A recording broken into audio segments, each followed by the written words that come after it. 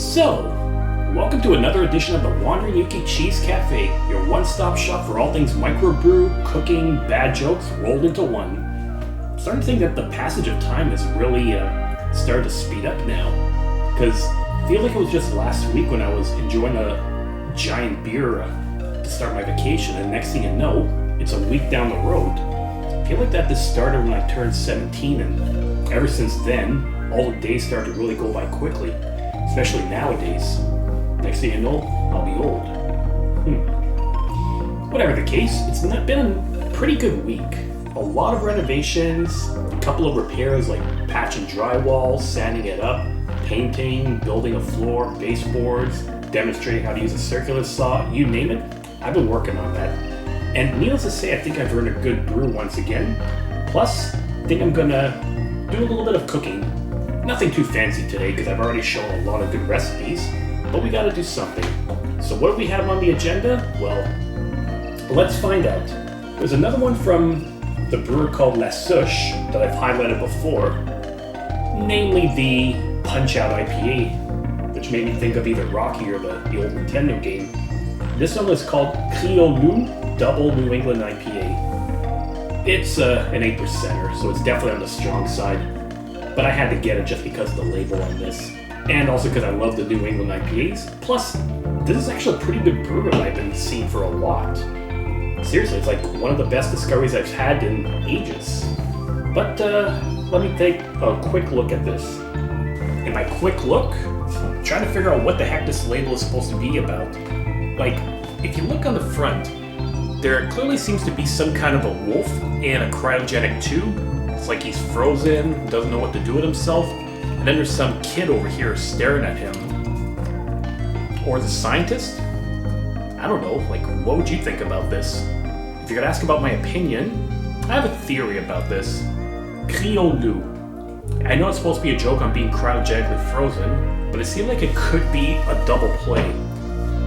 Because cryo, like for cryo, you can't spell that without cry. So crying about the wolf? Could this be that the boy who cried wolf all the time and then he decided that he was gonna not suffer anymore and just freeze that wolf so then he's gonna be safe?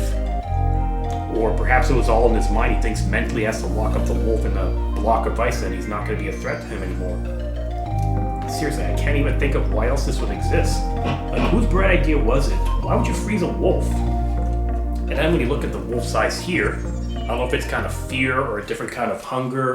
He might be hungry like the wolf, perhaps. You know, if you want to go the flashy 80s music route. But then again, if I'm going to be going the flashy 80s route, I think I gotta be stylish enough for that. Are you guys thinking what I'm thinking?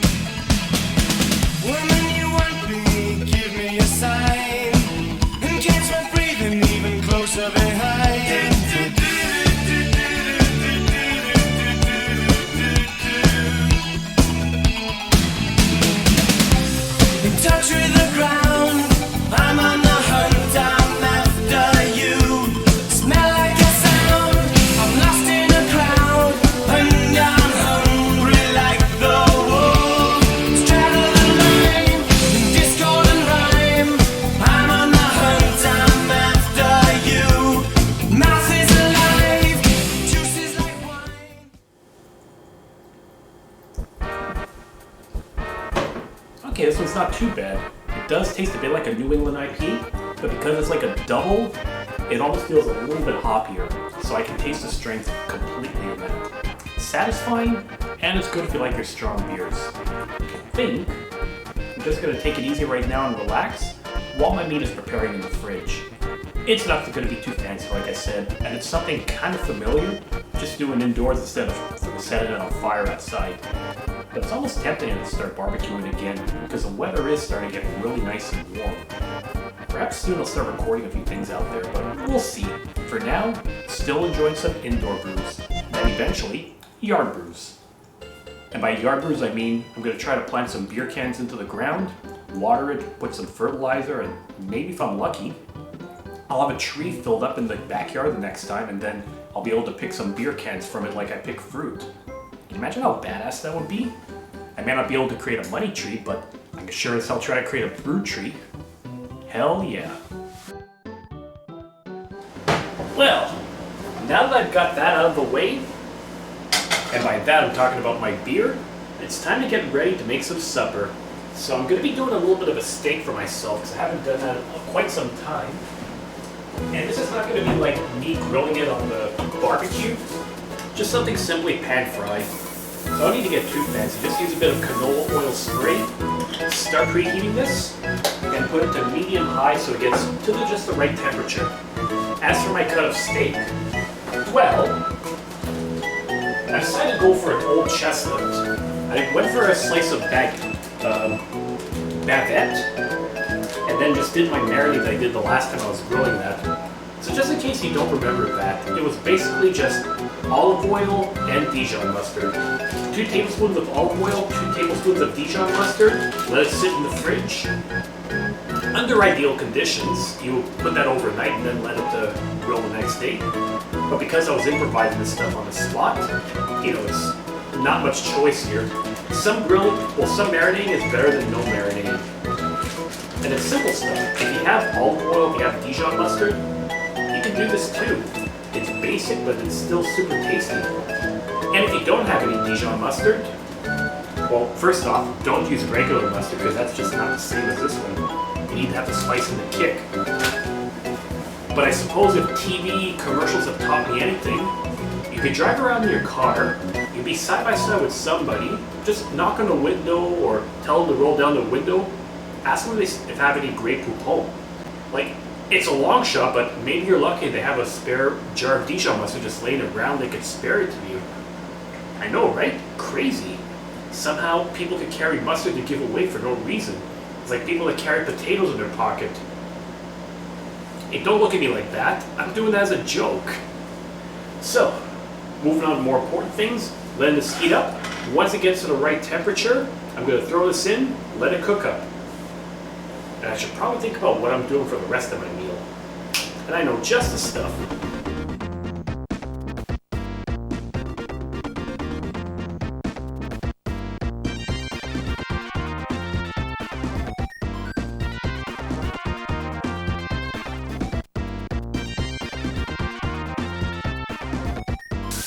Okay, so while I'm waiting for that stuff to cook, and yes, I'm turning off the fan because I already know that I can't hear myself talk with that bloody thing on, and I don't want to disturb everybody.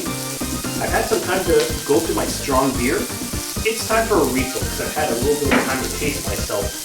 So, happened to smuggle another one into my house. This one is another one from Pixel, which I've highlighted a couple of times as well because I do love their stuff. All of it seems to be variations of IPA, more or less, and all related to gaming.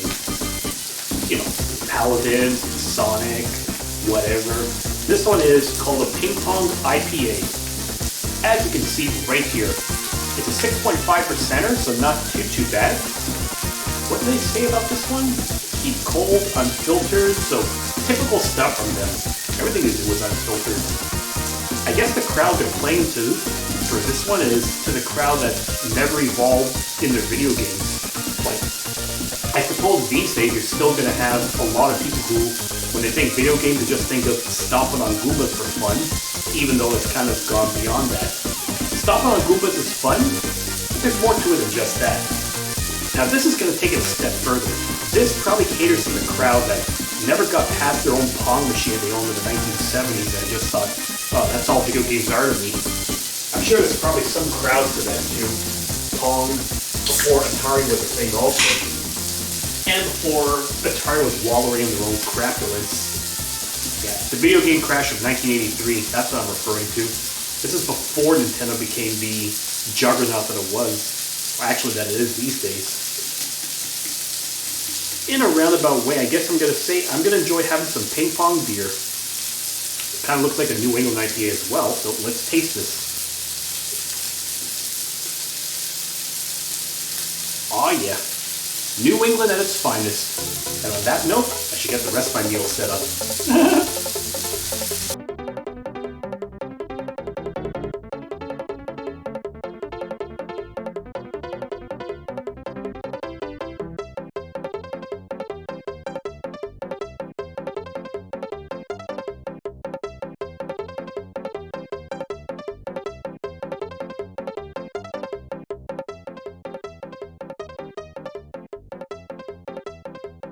bad so far.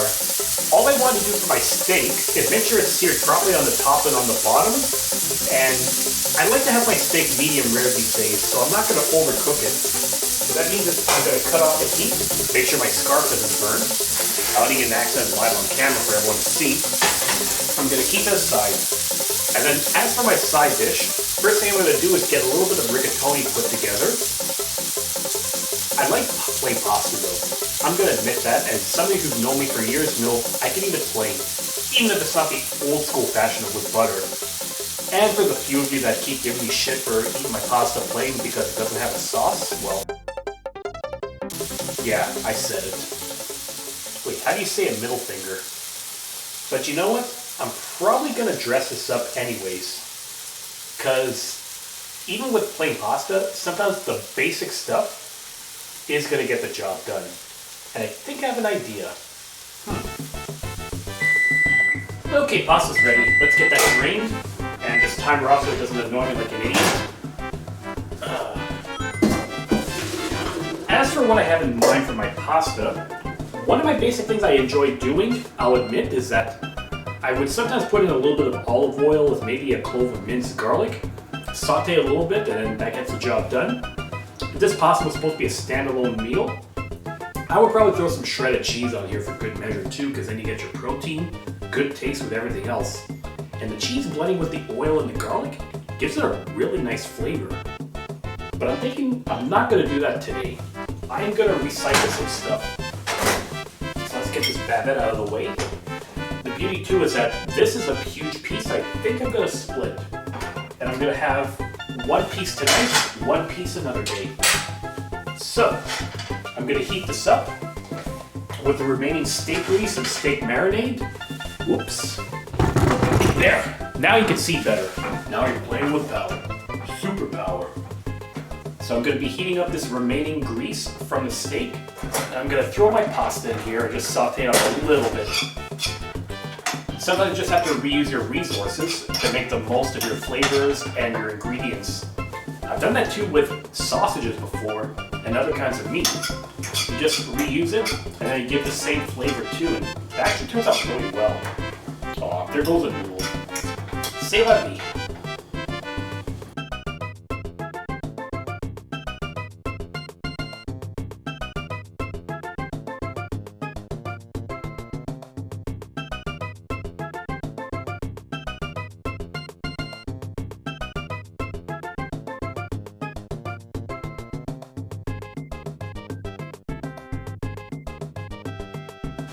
Yeah, there's no way I could do an episode without doing some kind of vegetables here, because I've got my meat, I've got my pasta, I need some kind of greens in there.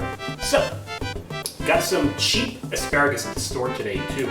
I love it when I see it for like 99 cents a pound or 99 cents a bunch, and I figured why not? So I rinsed these out, splitting them in half. Probably that's what you're supposed to do, but I never quite figured out why. So you do that, and then in another pot, like a medium-sized pot, I've got around maybe a 1/4 inch of water, just enough to let it boil, and then I'm going to add some, what I'm going to do after this is, I'm just going to put a lid on it and let it steam for a couple of minutes, and then that will be part of my meal for tonight. There you go. Some healthy eating comes up with this, once in a while, because you got to have your veggies, right? Nice. All bunched up at once. All we gotta do is wait for this water to start bubbling up, and then once it does happen, you just grab a lid, something larger than that, put it on top, and then just let it steam for a good couple of minutes.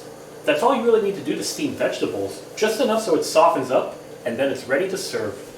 And I'm hoping it's gonna be ready soon, because I'm kind of dying to eat. I'm getting kind of peckish.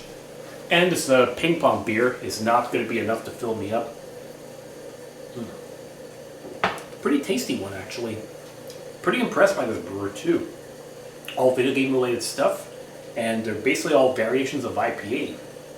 Gotta love them.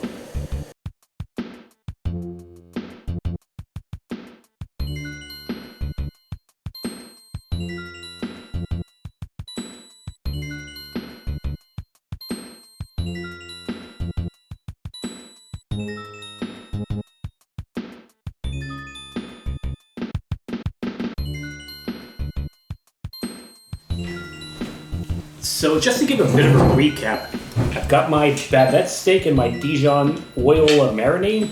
I've got my pasta that I boiled and then sauteed in the remnants of the Dijon mix with the meat, and some steamed asparagus, just to make sure I get some kind of nutrients with all this.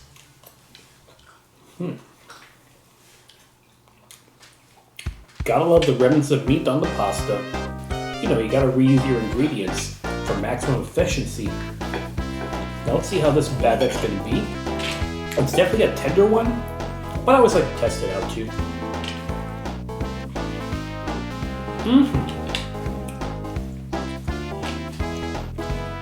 Indeed. Bavette is one of the most tender cuts of meat I discovered in the last year. Amazing. And just in case you're wondering, I did do this medium rare, so it's a bit pink on the inside. For those of you who aren't sure, like, is it safe to eat? Well, in case you're not familiar with steaks, rule of thumb is that with a steak, all the bacteria, germs, whatever's going to be on the surface of it, so the top and the bottom. So as long as you cook the top and the bottom fine, but it's still pink on the inside, you're fine. It's really only with ground beef, ground pork, ground meats that you have to worry about it, because it all blends in together, so you got to make sure it's all well cooked, just so you don't get sick. And remember too, you're talking to a guy who likes tartare every once in a while. You can call me a guy with good taste. You can say that's just gross. I don't care.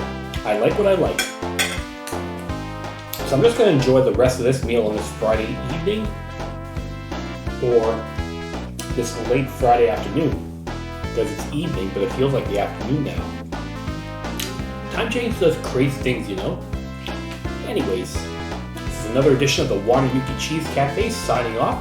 So thanks for watching, everyone. If you like what you see, don't forget to hit that subscribe button below. Leave me a comment, send a like, share this video with other people you think are going to enjoy it too, because the more views I get, the more I appreciate it, because it shows people enjoy what I do. Catch y'all later.